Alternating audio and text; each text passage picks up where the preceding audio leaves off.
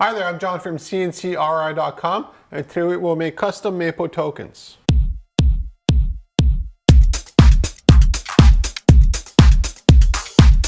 These tokens that you see here, I made a lot of them, this is just one of them, is actually something that the customer will use for a unique application. It's solid maple, roughly 1/8 inch thick, and it actually comes from live edge kiln dried wood.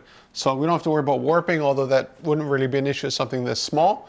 And we don't have to worry about bugs because, again, it's been kiln dried. Those are two reasons why you kiln dried wood. Now, again, the unique application for this is this customer is a woodworker. And what they're going to do is actually use a Forstner bit on the back and go down roughly the diameter of this and go down roughly 1/8. And what they'll be doing is gluing it in the back of their work. So this is a way for them to promote what they do. Because you buy a lot of stuff on woodworkers and they don't do any promotion regarding the stuff you buy. So you bought it, let's say at a craft show or a trade show, what have you. And then what ends up happening is they love it and they want to get another one. Well, there's no name, there's no nothing on it. So, you lose a lot of customers, I believe, that way. That's why everything that I produce here, not for my customers, but for myself to give to people, always has some sort of branding on it. So they know where it came from. And if they want more, they know where to get it. When it comes to making custom token or coins, we have a variety of different tools here in the shop. In this case here, you see we're using the laser to do both the engraving and the cutting. But for larger diameter or other sort of more intricate, like 3D, if you want like a 3D texture to the coin, we can do that as well using our CNC routers. We have two of them here in the shop, a full sheet and a smaller version of that as well. And it can do really cool stuff for custom coins. Now the biggest difference between using a laser and a router to do this kind of work is the speed. With the laser, it's basically a one-step process and you have the contrast built in from the laser engraving and the charcoal. When it comes to doing it with the CNC router, you don't have that contrast. So that's something to keep in mind.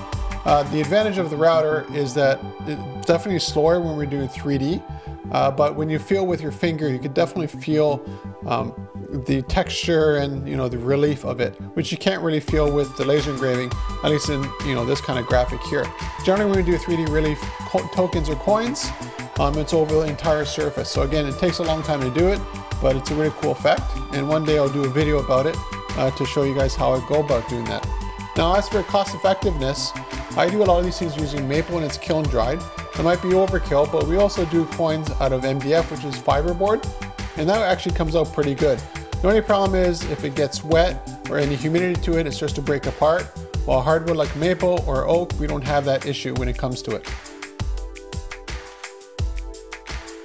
Now, of course, when it comes down to options, they're completely endless. In this case here, we have a vector. So a vector image here, and over here you can see text.